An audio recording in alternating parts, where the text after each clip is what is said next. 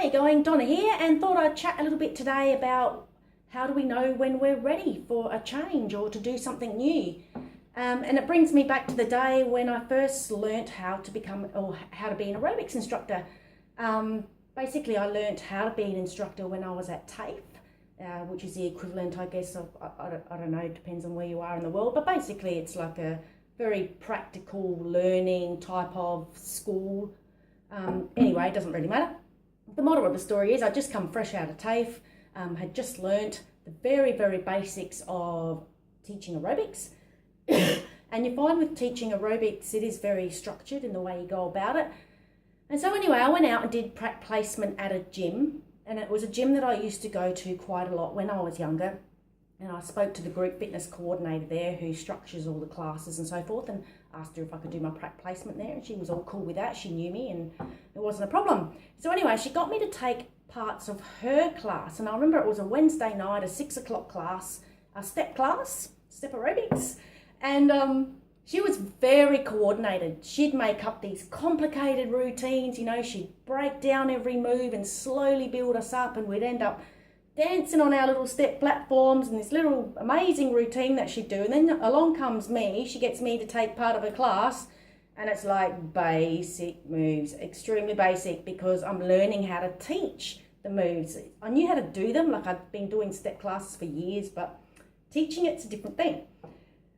So anyway, I'm up there, and over a 6-week period, she'd get me to take different sections of the class, like the warm-up and the cool-down, and then the actual parts of the step routine and the stretching at the end.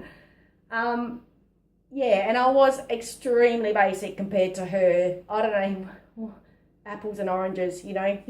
Anyway, at the end of that 6 weeks, pretty soon after that, I was assessed, and I passed my assessment, and I became an aerobics instructor. I could get out there and I could teach aerobics, no worries. And so Alison, the group fitness instructor, said, I'd like you to take over my class.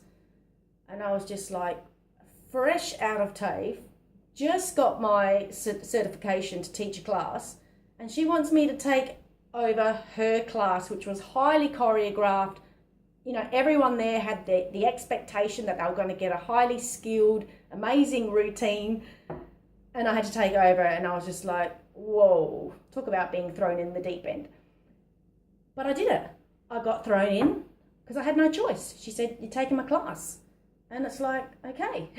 And I did it. And believe it or not, it took what might have taken months for me to be able to teach a particular type of routine, for me to only take maybe 3 or 4 weeks before I started getting quite choreographed, because I pushed myself, because I knew the type of class that was always on at that time, and I knew that I had to step up.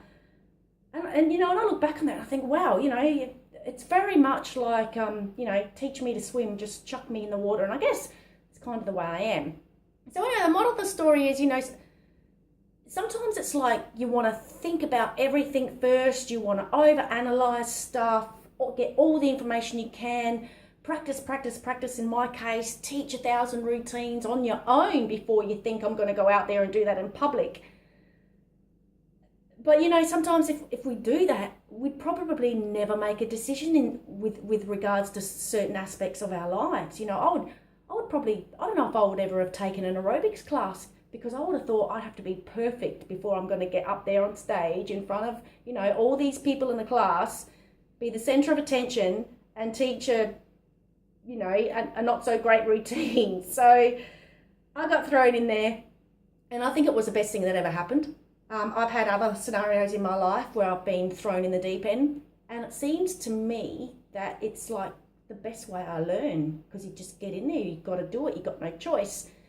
So I guess the reason I thought I would have a chat with you about this is because when we're thinking about becoming an affiliate marketer, or starting a new business, or online marketing, whatever it might be, or any business, it's like, so at some stage you just got to make the decision and throw yourself in there, chuck yourself in the water, and just have a crack at it. And who knows, you could be a lot successful a lot sooner than if you had to overthink it and find out every single little aspect about every single learning opportunity, or, you know, when does it end? So I guess the moral of the story is I'm not fussed who you go with. I mean, obviously I'm an affiliate marketer for the Six Figure Mentors, but you know, whatever school or learning education system that's out there that you're thinking of, and you just check, because I'm sure you're checking out a few right now, trying to figure out which one's best, just pick one and go with it, whatever it may be. Yeah, if you pick the Six Figure Mentors, I hope to see you on the other side.